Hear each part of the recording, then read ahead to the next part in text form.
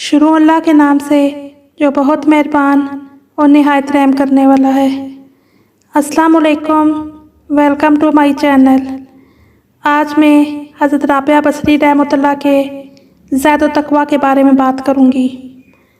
हज़रत राबिया बसरी रहमतुल्लाह से जो औलियाए कामलीन में से थीं, किसी शख्स ने पूछा कि अल्लाह ताला की तलब का रास्ता आपके हाथ कैसे लगा, यानी खुदा की तलब की इब्तिदा क्यों कर हुई।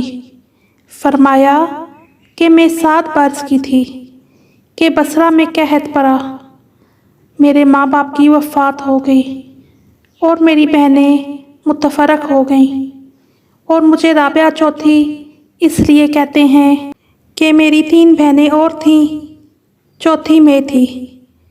बस मैं एक जालिम शख्स के हाथ पड़ी, उसे मुझको 6 दिरहम में बेच डाला। जिस शख्स ने मुझको ख़रीदा था वो मुझसे सख्त से सख्त काम लेता था।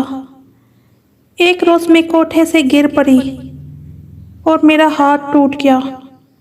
मैंने अपना चेहरा ज़मीन पर रखा और अर्ज़ किया, खुदाया मैं एक गरीब यतीम लड़की हूँ, एक शख्स की कैदी पड़ी हूँ, मुझ पर रहम फरमा, मैं तेरी रज़ा चाहती हूँ। अगर तू राज़ी है तो फिर मुझे कोई फ़िक्र नहीं। इसके जवाब में मैंने एक आवाज़ सुनी कि ए ज़ईफ़ा, गम मत खा कि कल को तुझे एक ऐसा मर्तबा हासिल होगा कि मुकर्रबाने आसमान तुझको अच्छा जानने लगेंगे।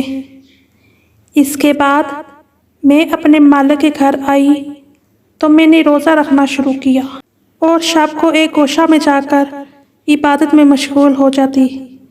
एक मर्तबा आधी रात को हक़ ताला से मनाजात कर रही थी और ये कह रही थी, इलाही तू जानता है कि मेरे दिल की ख्वाहिश तेरे फरमान की मुवाफ़क़त में है और मेरी आँख की रोशनी तेरी खिदमत करने में है, और तू मेरी नीयत को जानता है कि अगर मेरे ज़िम्मा मखलूक की खिदमत ना होती तो घड़ी भर के लिए भी तेरी इबादत से आसूदा ना होती, लेकिन तूने मुझको एक मखलूक के हाथ कैद कर दिया है।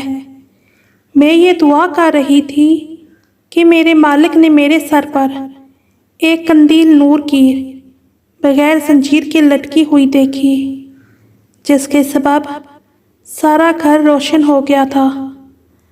दूसरे दिन मालिक ने मुझे बुलाया और बहुत खातर की और आज़ाद कर दिया।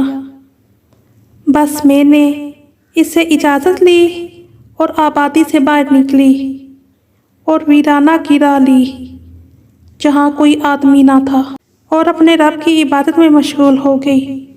चनाचे हर रात 1000 रकात नमाज पढ़ती थी। सुभान अल्लाह।